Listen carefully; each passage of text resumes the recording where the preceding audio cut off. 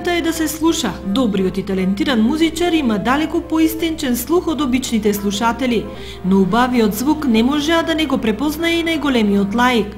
Композициите од Моцарт, Рахманинов, Равел, Бетовен, Клајдермен, обработка на познати македонски песни, автентично беа пренесени од младите и талентирани членови на музичката школа Моцартино, која синоќа со завршен концерт пред публиката ги заокружи резултатите од своето едногодишно работење.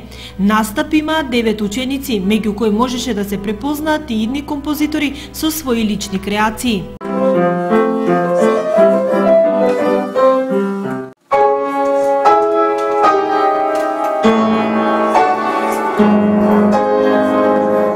Ќе се представам со 4 композиции: Петата симфонија од Бетовен, Патетична соната од Бетовен, Рахманинов и моја лична компонирана етида во Ф.